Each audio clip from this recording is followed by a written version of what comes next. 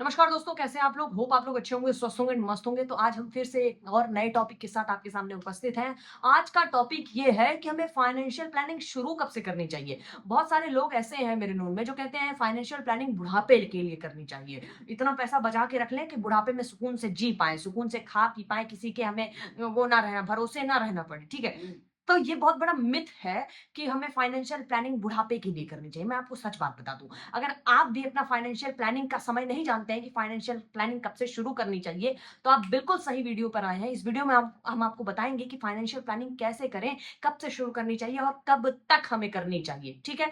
तो बने रहिए इस वीडियो के लास्ट तक। अगर आपने अभी तक चैनल को सब्सक्राइब नहीं किया है, तो चैनल को सब्सक्राइब कर दीजिए, लाइक कर दीजिए, कमेंट में ज़रूर बताइएगा वीडियो आपको कैसी लगी, कितनी इन्फॉर्मेशन आपको मिली और कितनी नहीं मिली, क्या कमियाँ हैं उसको हम सुधारेंगे ज़रूर, ठीक है? तो चलिए ये वीडियो को शुरू करते हैं।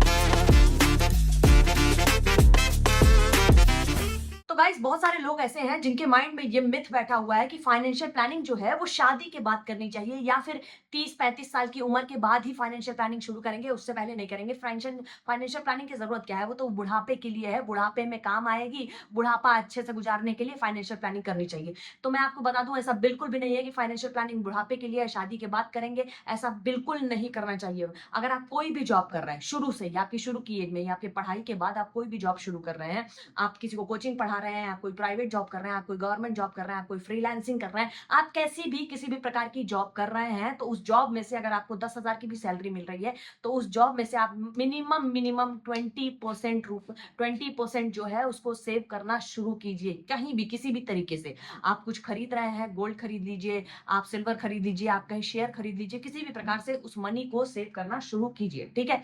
बिल्कुल बहुत ज्यादा जरूरी है, ठीक है? चलिए आइए, ये पूरा मैंने ब्यौरा रेडी किया है कि किस तरीके से कहाँ पर आपको किस तरीके से किस प्रकार से फाइनेंशियल प्लानिंग करनी चाहिए, तो ये पूरा पढ़ते हैं हम लोग, ठीक है?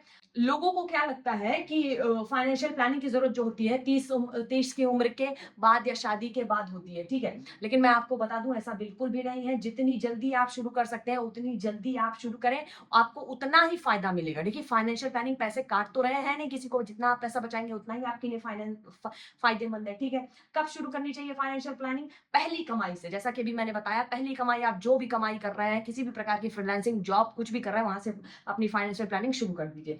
स्टूडेंट भी कर सकते हैं, अगर आप स्टूडेंट हैं तो भी कर सकते हैं। जैसे अगर आपके पास पॉकेट मनी है या साइड इनकम है, बेसिक सेविंग बजट है, थोड़ा सा बना लीजिए और 100-100 रुपए, 150-150 रुपए, 200-200 रुपए करके थोड़ा थोड़ा सेव करना जरूरी है। देखिए 20 की उम्र गोल्डन एज होती है, ठीक है? 20s की उम्र से अपनी फाइनेंशियल प्लानिंग स्टार्ट कर देनी चाहिए। इस उम्र में खर्च कम और सीखने की क्षमता ज्यादा होनी चाहिए, ठीक है? ये उम्र जो आपकी 20s की उम्र जो है उसमें आपकी जो खर्चे हैं उसको थोड़ा कम रखना चाहिए और सीखना ज्यादा चाहिए लोगों से, ठीक है? जितना ज्यादा सीखेंगे उतना आगे हम लोग जाएंगे। कंपाउंड इंटरेस्ट का फायदा तभी मिलेगा जब आप समय से शुरुआत करेंगे, ठीक है? कंपाउंड इंटरेस्ट का फायदा आपको तभी मिलेगा जब आप अपनी कम एज से ज्यादा एज तक खूब सारा सेविंग करेंगे, ठीक है? नेक्स्ट क्या है? फाइनेंशियल प्लानिंग में क्या आता है? ये सबसे बड़ा सवाल है। फाइनेंशियल प्लानिंग में क्या-क्या आता है? फर्स्ट, बजट बनाना, अपनी बजटिंग कीजिए। दूसरा, इमरजेंसी फंड बनाना, कभी भी आपको कभी इमरजेंसी की ज़रूरत पड़ जाए या कुछ पड़ जाए तो उसके लिए आपके पास फंड होना चाहिए। उसके लिए क्या ज़रूरत है? उसके लिए सेविंग की ज़रूरत है। सेविंग हमने नहीं की तो हमें वहाँ पर फिर दूसरों से माँगना पड़ेगा, दूसरों के आगे हाथ फैलाना पड़ेगा। इन सारी चीज़ों का ध्यान रखना है, ठीक है? बीमा लेना है हमें, इंश्योरेंस ज़रूर कराना है, निवेश की आदत डालनी है, हमें सेविंग की आदत डालनी है, ठीक है?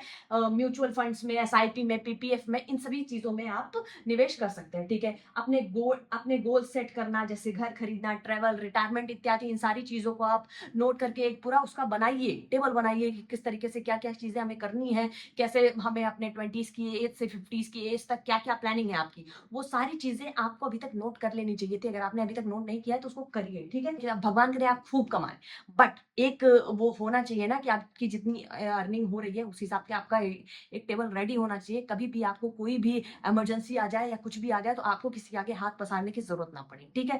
तो अपनी फाइनेंशियल प्लानिंग बहुत ही जरूरी है करना, तो कर लीजिए अगर आपने अभी तक नहीं किया। अगर आपको ये वीडियो पसंद आई है तो वीडियो को लाइक कर दीजिएगा, कमेंट कर दीजिएगा, शेयर कर दीजिएगा, चैनल को सब्सक्राइब कर दीजिएगा। आपके एक सब्सक्राइब से हमें बहुत मोटिवेशन मिलता है, ठीक है? तो मिलते हैं नेक्स्ट वीडियो में। बाय।